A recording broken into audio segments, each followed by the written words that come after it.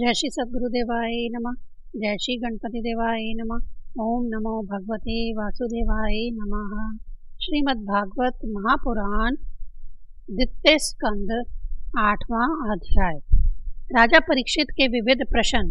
राजा परीक्षित ने कहा, भगवान आप वेद वक्ताओं में श्रेष्ठ हैं। मैं आपसे यह जानना चाहता हूँ कि जब ब्रह्मा जी ने निर्गुण भगवान के गुणों का वर्णन करने के लिए नारद जी को आदेश दिया, तब उन्होंने किन किन को किस रूप में उपदेश किया।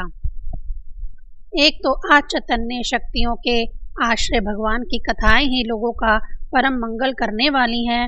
दूसरे देव ऋषि नारद का सबको भगवत दर्शन कराने का स्वभाव है। अवश्य ही आप उनकी बातें मुझे सुनाइए। महाभाग्यवान सुखदेव जी, आप मुझे ऐसा उपदेश कीजिए कि मैं अपने आसक्ति रहित मन को सर्वात्मन भगवान श्री कृष्ण में तन्मय करके अपना शरीर छोड़ सकूं। जो लोग उनकी लीलाओं का श्रद्धा के साथ नित्य श्रवण और कथन करते हैं, उनके हृदय में थोड़े ही समय में भगवान प्रकट हो जाते हैं। श्री कृष्ण कान के छिद्रों के द्वारा अपने भक्तों के भाव में हृदय कमल में जाकर बैठ जाते हैं, और जैसे शरद ऋतु जल का गदैलापन मिटा देती है, वैसे ही वे भक्तों के मनोमल का नाश कर देते हैं। जिनका हृदय शुद्ध हो जाता है, वह श्री कृष्ण के चरण कमलों को एक क्षण के लिए भी नहीं छोड़ता। जैसे मार्ग के समस्त कलेशों से छूटकर घर आया हुआ पथिक अपने घर को नहीं छोड़ता। भगवान जीव का पंचभूतों के साथ कोई संबंध नहीं है, फिर भी इसका शरीर पंचभूतों से ही बनता है। तो क्या स्वभाव से ही ऐसा होता है अथवा किसी कारणवश? आप इस बात का मर्म पूर्ण रीति से जानते हैं। आपने बतलाया कि भगवान की नाभि से वह कमल प्रकट हुआ जिसमें लोगों की रचना हुई। यह जीव अपने सीमित अवयवों से जैसे परिच्छिन्न है, वैसे ही आपने परमात्मा को भी सीमित अवयवों से परिच्छिन्न सा वर्णन किया। यह क्या बात है? जिनकी कृपा से सर्वभूतमय ब्रह्मा जी प्राणियों की सृष्टि करते हैं, जिनके नाभि कमल से पैदा होने पर भी जिनकी कृपा से ही यह उनके रूप का दर्शन कर सके थे, वह संसार की स्थिति, उत्पत्ति और प्रलय के हेतु सर्व अंतर्यामी और माया के स्वामी परम पुरुष परमात्मा अपनी माया का त्याग करके इसमें किस रूप से शयन करते हैं। पहले आपने बतलाया था कि विराट पुरुष के अंगों से लोक और लोकपालों की रचना हुई, और फिर यह भी बताया कि लोक और लोकपालों के रूप में उसके अंगों की कल्पना हुई। इन दोनों बातों का तात्पर्य क्या है? महाकल्प और उनके अंतर्गत अवान्तर कल्प कितने हैं? भूत, भविष्य और वर्तमान काल का अनुमान किस प्रकार किया जाता है?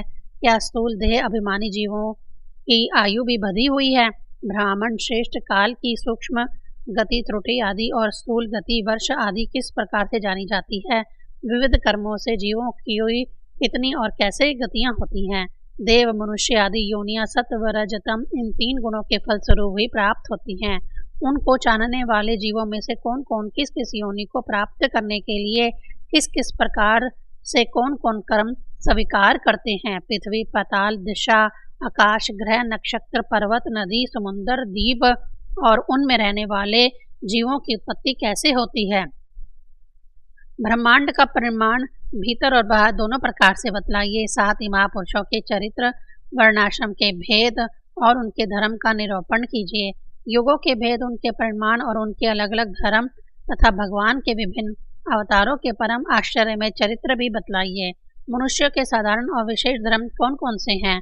विभिन्न व्यवसाय वाले लोगों के, राजर्षियों के और विपत्ति में पड़े हुए लोगों के धर्म का भी उपदेश कीजिए। तत्वों की संख्या कितनी है? उनके स्वरूप और लक्षण क्या हैं?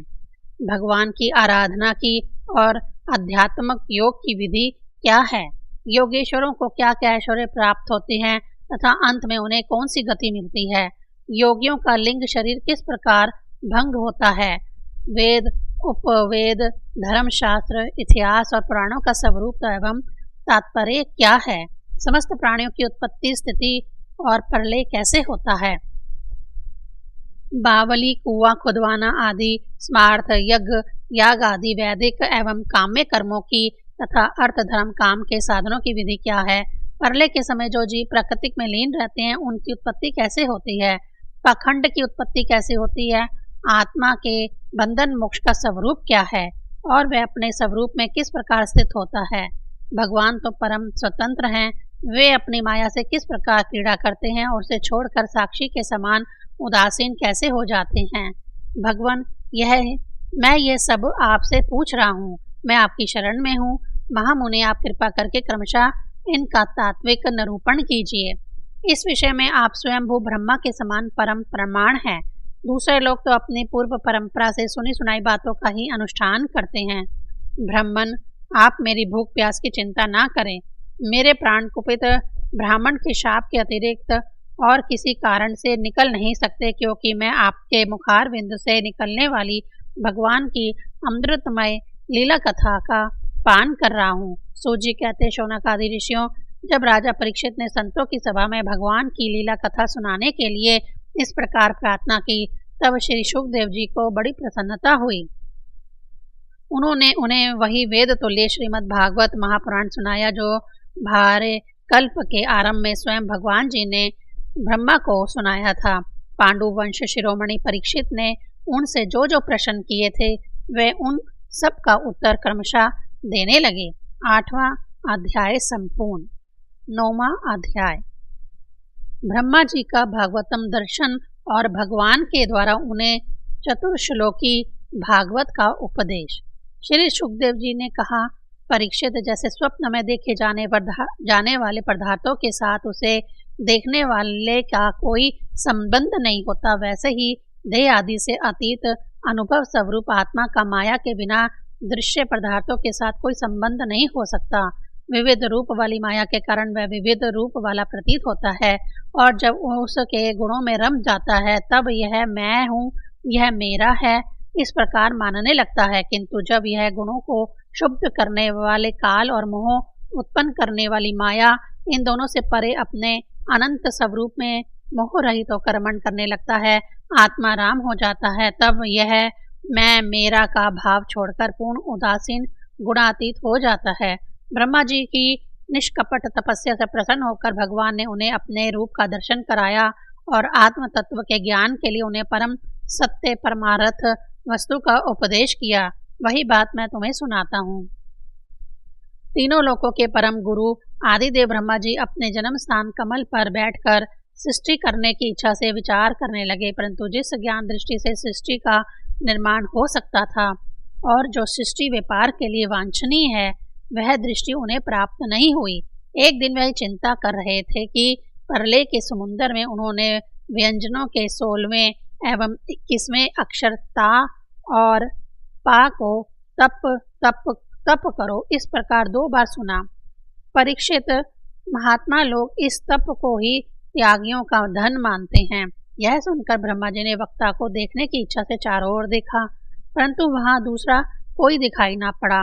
वे अपने कमल पर बैठ गए और मुझे तप करने की प्रत्यक्ष आज्ञा मिली है ऐसा निश्चय कर और उसी में अपना हित समझकर उन्होंने अपने मन को तपस्या में लगा दिया। ब्रह्मा जी तपस्वियों में सबसे बड़े तपस्वी हैं, उनका ज्ञान अमोघ है। उन्होंने उस समय 1 सहस्र दिव्य वर्ष पर्यंत एग्राक चित्त से अपने प्राण, मन, कर्मेंद्रिय और ज्ञानेंद्रियों को वश में करके ऐसी तपस्या की जिससे वे समस्त लोगों को प्रकाशित करने में समर्थ हो सके। उनकी तपस्या से प्रसन्न होकर भगवान ने उन्हें अपना वह लोक दिखाया जो सबसे श्रेष्ठ है और जिससे परे कोई दूसरा लोक नहीं है। उस लोक में किसी भी प्रकार के कलेश, मोह और भय नहीं है। जिन्हें कभी एक बार भी उसके दर्शन का सौभाग्य प्राप्त हुआ है, वे देवता बार बार उसकी स्तुति करते रहते हैं। वहाँ रजोगुण, तमोगुण और इनसे मिला हुआ सत्व गुण भी नहीं है। वहाँ ना काल की दाल गलती है और ना माया ही कदम रख सकती है। फिर माया के बाल बच्चे तो जा ही कैसे सकते हैं। वहाँ भगवान के वे पार्षद निवास करते हैं जिनका पूजन देवता और दैत्य दोनों ही करते हैं। उनका उज्ज्वल आभा से युक्त श्याम शरीर शतदल कमल के समान कोमल नेत्र और पीले रंग के वस्त्र से शोभमान है। अंग अंग से राशि राशि सौंदर्य बिखरता रहता है। वह कोमलता की मूर्ति है। सभी की 4 भुजाएं हैं। वह स्वयं तो अत्यंत तेजस्वी है ही। मणि जनित सुवर्ण के प्रभामय आभूषण भी धारण किए रहते हैं। उनकी छवि मूंगे वेदुरे मणि और कमल के उज्जवल तंतु के समान है। उनके कानों में कुंडल, मस्तक पर मुकुट और कंठ में मालाएं शोभमान हैं। जिस प्रकार आकाश बिजली सहित बादलों से शोभमान होता है, वैसे ही वह लोक मनोहर कामनियों की कांति से युक्त महात्माओं के दिव्य तेजोमय विमानों से स्थान स्थान पर सुशोभित होता रहता है। उस वैकुंठ लोक में लक्ष्मी जी सुंदर रूप धारण करके अपनी विविध विभूतियों के द्वारा भगवान के चरण कमलों की अनेक प्रकार से सेवा करती रहती हैं। कभी कभी जब वह झूले पर बैठकर अपने प्रियतम भगवान की लीलाओं का गान करने लगती हैं, तब उनके सौंदर्य और सुरभि से उन्मत्त होकर भौरे स्वयं उन लक्ष्मी जी का गुणगान करने लगते हैं। ब्रह्मा जी ने देखा उस दिव्य लोक में समस्त भक्तों के रक्षक लक्ष्मीपति, यज्ञपति एवं विश्वपति भगवान विराजमान हैं। सुनंद, नंद, प्रबल और आहरण आदि मुख्य मुख्य पार्षदगण उन प्रभु की सेवा कर रहे हैं। उनका मुख कमल प्रसाद मधुर मुस्कान से युक्त है। आंखों में लाल लाल डोरियां हैं, बड़े मोहक और मधुर चितवन है। ऐसा जान पड़ता है कि अभी अभी अपने प्रेमी भक्तों को अपना सर्वस्व दे देंगे। सिर पर मुकुट, कानों में कुंडल और कंधे पर पीतांबर जगमगा रहे हैं।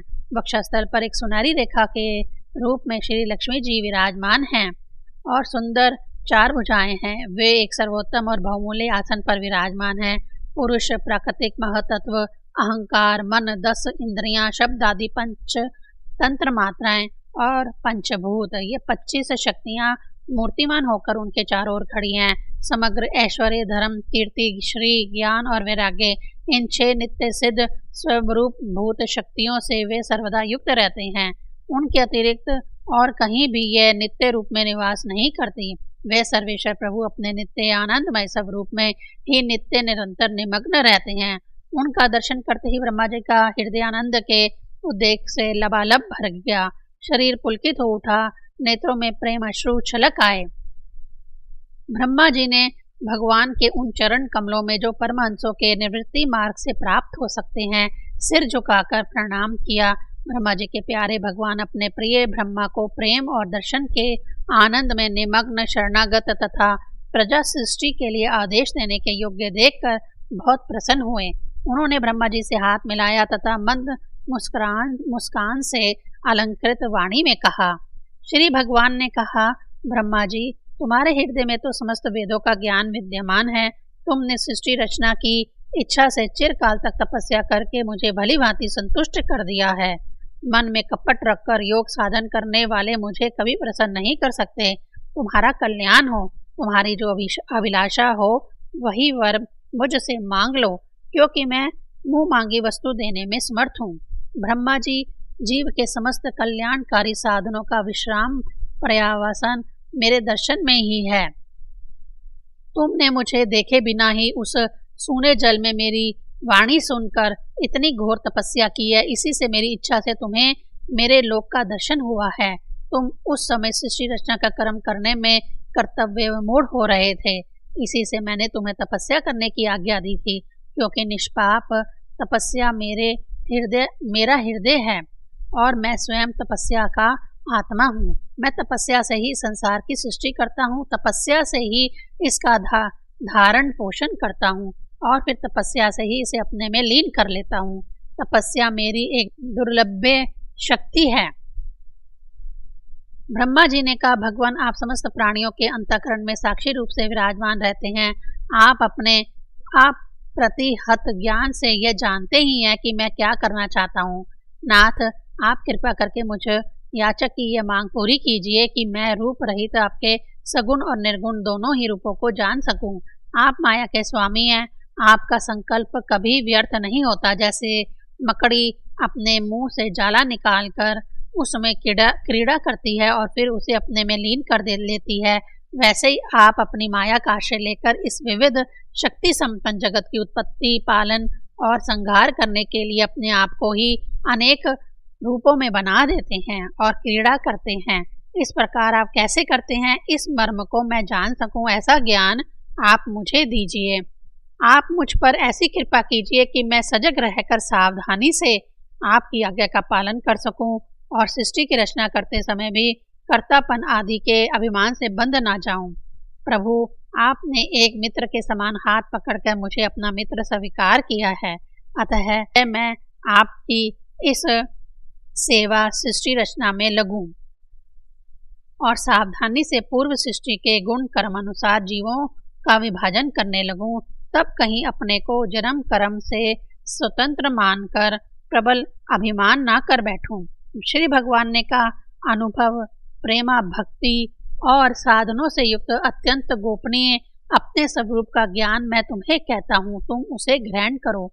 मेरा जितना विस्तार है, मेरा जो लक्षण है, मेरे जितने और जैसे रूप गुण और लीलाएं हैं, मेरी कृपा से तुम उनका तत्व ठीक ठीक वैसा ही अनुभव करो। सृष्टि के पूर्व केवल मैं ही मैं था, मेरे अतिरिक्त न स्थूल था, न सूक्ष्म और ना तो दोनों का कारण अज्ञान। जहाँ ये सृष्टि नहीं है वहाँ मैं ही मैं हूँ, और इस सृष्टि के रूप में जो कुछ प्रतीत हो रहा है वह भी मैं ही हूँ, और जो कुछ बच रहेगा वह भी मैं ही हूँ।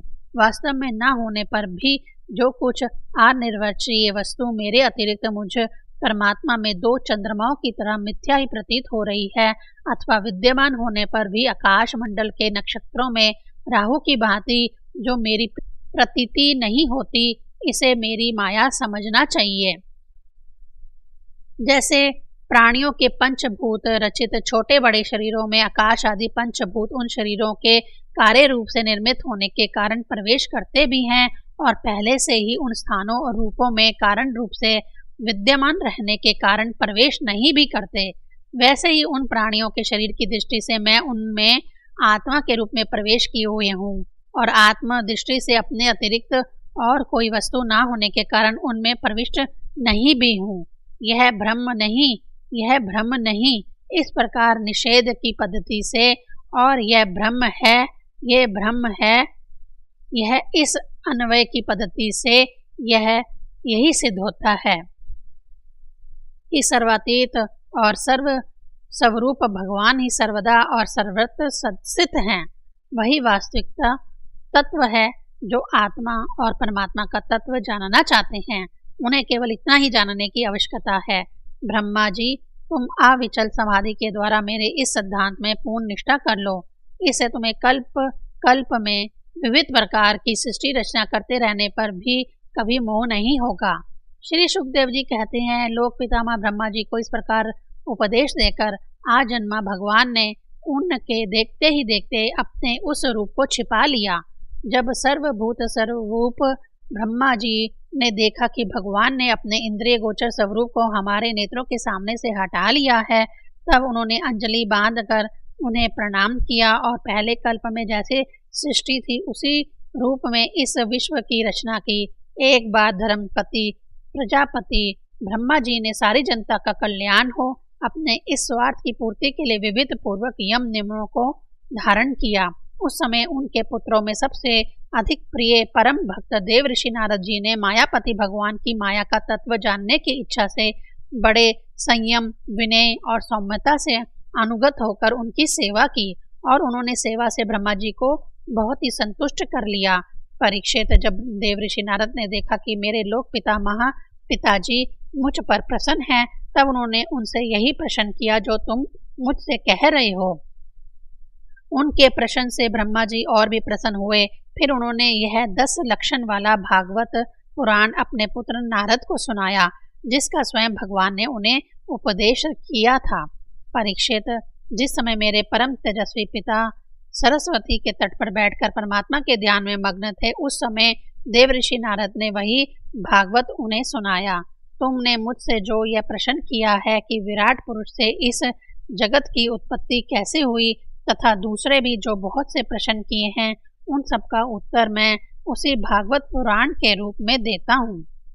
9वां अध्याय संपूर्ण। ओम नमो भगवते वासुदेवाय।